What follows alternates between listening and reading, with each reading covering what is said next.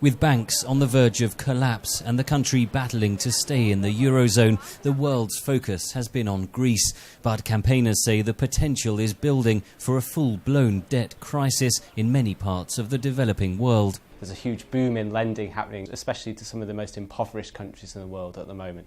So we're worried that unless action is taken, they could end up in new debt crises again. Among the 20 countries described as most vulnerable to a debt crisis is Mozambique. Its economy has been booming massively. It's had huge amounts of lending to the country, but actually poverty is increasing at the same time, and inequality is increasing. So the loans are not necessarily helping in tackling the problems of the country. Nations often borrow on international markets to develop infrastructure, but the Jubilee debt campaign says it is often misspent. The group says 20 nations are already mired in debt crises, with many more vulnerable to economic turbulence.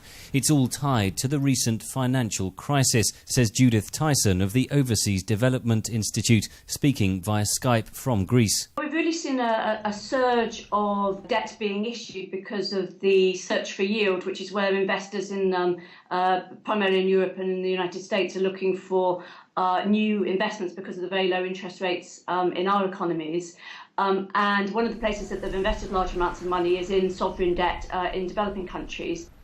Other countries have been burdened with high debts for decades, says Jones, citing Jamaica as an example. And actually since the 1990s they've had huge government surpluses, but the debt has remained because the interest is just so high and the economy has been depressed in the attempt to pay these debts.